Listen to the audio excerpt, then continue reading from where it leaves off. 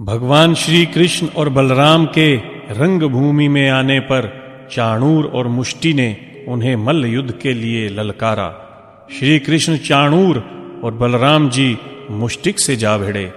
भगवान श्री कृष्ण के अंगों की रगड़ से चाणूर की रग रग ढीली पड़ गई। उन्होंने चाणूर की दोनों भुजाएं पकड़ ली और बड़े वेग से कई बार घुमाकर धरती पर दे मारा।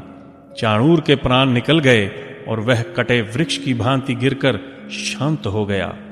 बलराम जी ने मुष्टिक को एक घूंसा जमाया और वह खून उगलता हुआ पृथ्वी पर गिरकर मर गया।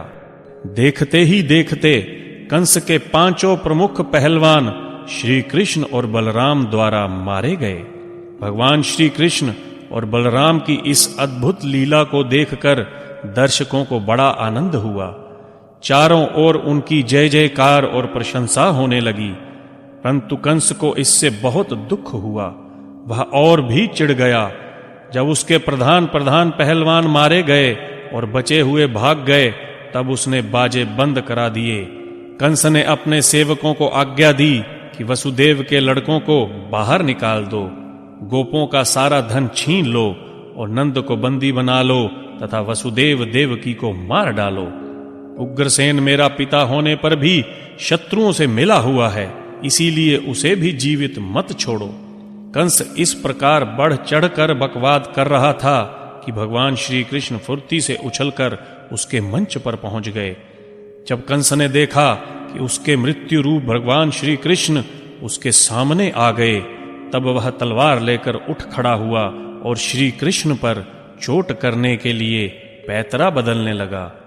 जैसे गरुड़ सांप को पकड़ लेता है, वैसे ही श्री कृष्ण ने कंस को पकड़ लिया। कंस का मुकुट गिर गया। भगवान ने केश पकड़कर उसे मंच से धरती पर पटक दिया।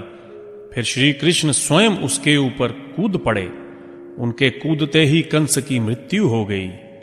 कंस निरंतर शत्रु भाव से श्री कृष्ण का ही चिंतन करता रहता था। वह खाते पीते उठते बैठते और सामने भगवान श्री कृष्ण को ही देखता रहता था। इसके प्रभाव से उसे सारूप्य मुक्ति की प्राप्ति हुई। सबके देखते ही देखते उसके शरीर से एक दिव्य तेज निकलकर श्री कृष्ण में समा गया। कंस के मरते ही कंक इत्यादि उसके 8 छोटे भाई श्री कृष्ण और बलराम को मारने के लिए दौड़े। बलराम जी ने क्षण भर में उनका काम तमाम कर डाला। उस समय आकाश में दुंदुभियां बजने लगीं। ब्रह्मा शंकर तथा इंद्रादि देवता बड़े आनंद से भगवान श्री कृष्ण पर पुष्पों की वर्षा करते हुए उनकी स्तुति करने लगे। कंस और उसके भाइयों की स्त्रियां अपने पतियों की मृत्यु पर विलाप करती हुई वहां आईं। भगवान श्री कृष्ण सारे संसार के जीवन दाता हैं। उन्होंने कंस की रानियों को समझाकर ढांढस बंधाया।